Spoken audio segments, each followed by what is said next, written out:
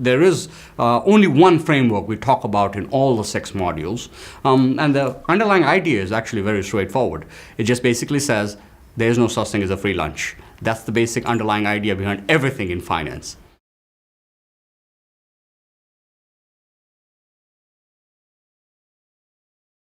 We talk about pretty much all the major issues in finance over the course of 1 year, 6 courses, each 2 days, which students can take whenever it's convenient for them.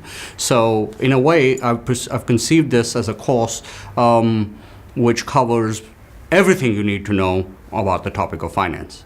I look at the course from 4 different perspectives. It's not just executives at companies, though those are the primary focus of it, but the companies are basically demanders of finance. They need money to go out to invest in investment projects. They need money to build factories, to produce products that customers will buy, and so on. But the money that comes from the shareholders, who are the investors. The government sits back and regulates the whole process to make sure that neither side rips off the other. And there are financial intermediaries who help the process of this.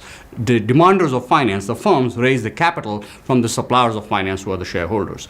So when I'm thinking about this course, when I think of these 6 modules in the course, we try to explore it from all these different perspectives. So we look at the executives, the people who work for particular firms, what they need to do to appeal to investors because they're trying to raise money from the investors. What kind of projects should they invest in? What is the type of capital they need to raise? Should they need to raise debt? Should they raise equity? And so on. From the point of view of the investors, who would be another group of people who would want to take the course, or financial intermediaries, who are suggesting to investors what securities they invest in. How do I achieve the highest amount of return for the minimum amount of risk? Should I trust this firm when this firm comes to me and says, this is a great investment opportunity, please invest in me? But we know that he's going to say that anyway, even if he has a terrible investment opportunity. So why should I believe him? How do I know what's a good security, what's a bad security? That's from the investor's perspective. We've actually talked about the 4 different perspectives. From each of the, what we do is those 4 perspectives can actually be translated into 6 ideas. Those 6 ideas come back to that basic principle of no free lunch. But what the 6 ideas are net present value, which is basically the focus of our corporate investment class, tells you what sort of investment should a firm do. Suppose I've already raised the money, I need to invest in something, where do I put it in? But net present value consists of 3 components. You've got cash flows, you've got discount rates, and you have a choice of what kind of equity you're using to finance those cash flows.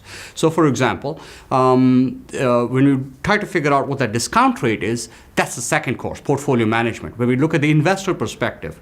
I'm trying to raise money from a particular investor. So I go to him and I say, look, I have this great investment opportunity, invest in me. And he says, why should I? He will allocate the right interest rate you need to pay him in order to persuade him to invest in you. So for a manager, managing that is very important. And also for an investor, because he wants the highest return for the risk he gets. The third idea is what combination of securities is correct. That's called capital structure theory, and that's yet another course called raising capital, where we talk about the combination of debt and equity to have. Final course in that same series is on options and derivatives, because those are particular types of risk management securities. So we spend 2 days on that, on how to manage risk in a particular company. We have 2 more courses, one on behavioral finance, which talks about what happens when markets are not efficient. That's our 5th idea. And then finally, an idea on corporate governance, which talks about what happens because managers have their own agendas and investors have their own agendas. So how do we reconcile everything into a common framework?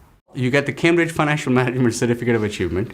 That is basically a certificate awarded to you if you take 4 out of the 6 modules available. Now, you can take all 6. That will give you an exposure to the entirety of finance. But if you're interested, for example, only in corporate finance, you would take naturally the modules on corporate investment. You would take the module on portfolio management, on raising capital, and on corporate governance. If, on the other hand, you were looking for the investor's point of view, if you're interested in wealth management, for example, you would take the course on portfolio management, you would take the course on options and derivatives, behavioral finance, and probably, again, corporate governance. So depending on what you're interested in, if you're looking at the corporate side or the investor side, you would choose a set of 4 out of these 6 modules. And essentially, at the end of the day, you'd end up with a pretty comprehensive knowledge of everything in your field.